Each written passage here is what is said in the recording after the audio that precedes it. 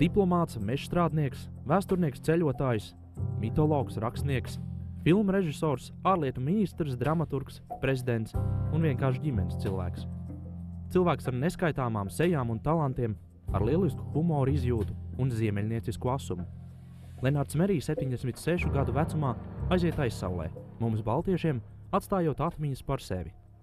Leonard Mery was then and was to the end of his life a very distinguished, tall, thin man, usually in a white suit or cream-colored suit, someone who attracted people by his wit, by his cleverness, by his ability to feel out the situation.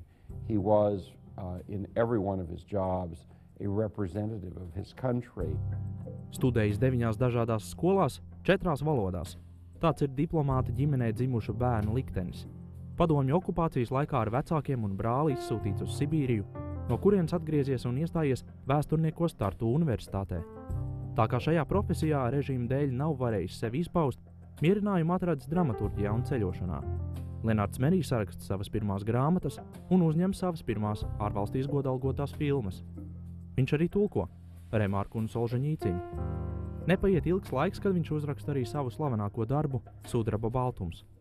Tās ir ceļojuma piezīmes ar ļoti dziļām pētnieciskām, teiksim, komentāriem, ar pārdomām. Protams, jo Merijs nekad neko nedarīja, kur viņu nevarētu pazīt. Jebkura grāmata, jebkura filma, filmās viņš arī pats daudz ierunā šo tekstu, skaidro, un, protams, viņa draugs aktieris Miks Mikivers.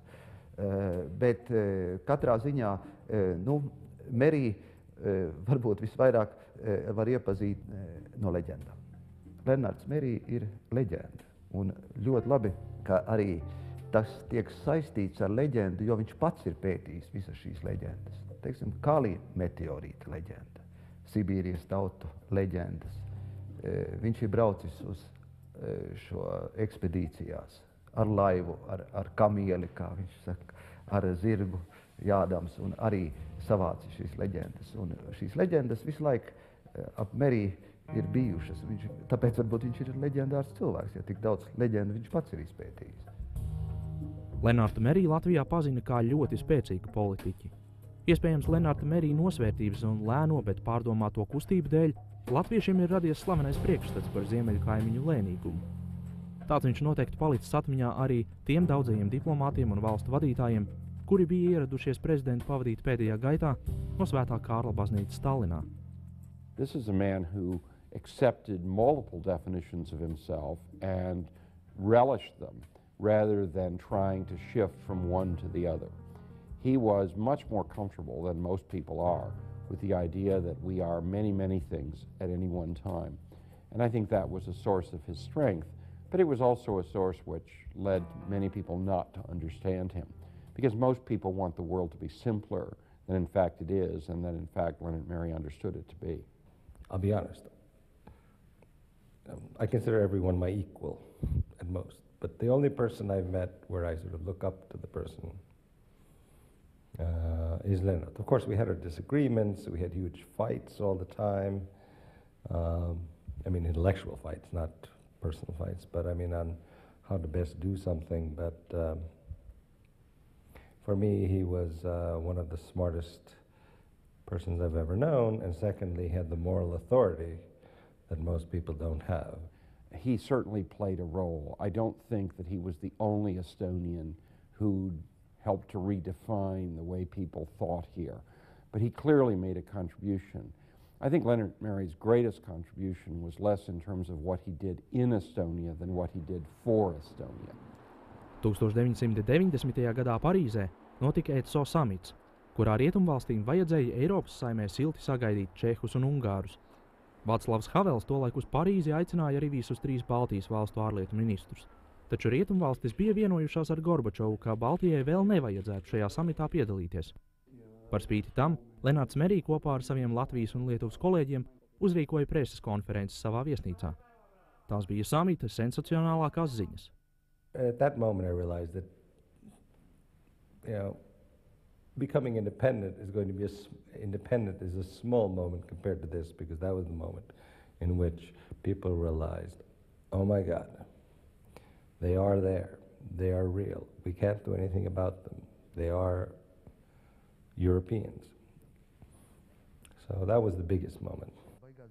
Lenartam Merī patika dzīt jokus. Tulkotais Guntars Godiņš no igauņu valodas ir pārtulkojis anekdošu krājumu par Merī. Prezidents ar vieglu žestu oficiālās sarunās ar diplomātiem Parīzē par Igaunijas vēstniecības ēku varēja pateikt: ņemiet šo ēku, es jums to dāvinu. Vai preses konferencē likt žurnālistiem atbildēt uz viņu uzdotiem jautājumiem. Taču viens no zināmākajiem un savulaik sensacionālākajiem stāstiem bija par to, kā oficiālā pieņemšanā toreiz vēl ārlietu ministru amatā būdams, Merī pie prezidenta Buša vecākā visu senatoru acu priekšā uz kartes norādīja, kur abiem būtu jābrauc pamakšķerēt. Most people in the room at the White House were horrified by this, but clearly President Bush was not, because when Leonard Merry returned 6 months later, the very first thing President Bush said to the foreign minister was, the last time you were here, you showed me on the globe where we could go fishing. Could you show me again? And Leonard once again took out his pen and went over and put an X on the president's globe. So what didn't work for most people in the room clearly worked for the president, and I'm sure that George Herbert Walker Bush remembered Leonard Merry precisely because of that. His ability to do that, to humanize the diplomatic function, was one of his strengths. Lenarta Merī viena no tādām ļoti lielām vērtībām bija tieši savas mātes valodas ļoti bagātā zināšana. Viņš nekad neatbildēja ar vienkāršiem paplašinātiem teikumiem, kā to mēs redzam pie ļoti daudz, redzam jebkuram politiķiem, tas ir, praktiski, mēs banālus teikumus sagaidām bieži vien. Bet viņš atbildēja ar ļoti bagātu, ar sinonīmiem bagātu valodu, kurā varbūt viens otrs pat arī nesaprata, ko viņš gribēja pateikt, jo varbūt to vārdu viņš vispār nelieto. Un tajā ziņā es domāju, ka tā arī bija viena no tādām ļoti lielām vērtībām. Šī valodas zināšana, var mehāniski zināt valodu un viss ir kārtībā. Bet ja tu esi tik labs valodas zinātājs, tas nozīmē, ka cilvēks domā. Tomas Hendriks Ilves ir gatavs izaicināt pašreizējo prezidentu Arnoldu Rītelu cīņā par nākamo prezidentūras termiņu. Viņš oficiāli ir paziņojis par savu kandidatūru, nenoliedzot, ka viens no paraugiem un autoritātēm viņam ir bijis Lenards Merī. I have always learned from Leonard Merry and how to do things. And I think every good Estonian diplomat has learned from Leonard Merry. And I'm convinced that as time goes by, we will value him more and more. That when we have in this country this big sort of discussion: who was more for independence, who did less, who did more. The communists all want to claim in fact, the current president gave them all kinds of awards and medals for activities that none of us know anything about. But I think as time goes on, and if we look at other countries, over time you understand who did what.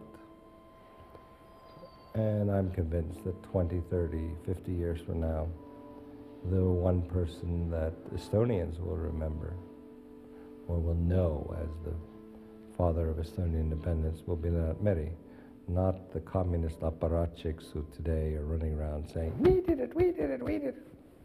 They will all fade away. Arī Polam Goblam un Guntaram Godiņam ir momenti, ar kuriem viņi vienmēr atcerēsies bijušo Igaunijas prezidentu. I think if there's ever a statue of Leonard Merry in the city, and I assume there will be, it should be holding a cell phone in one hand and a phone in the other, waiting to answer it, because this was a man who, more than most, lived on the telephone.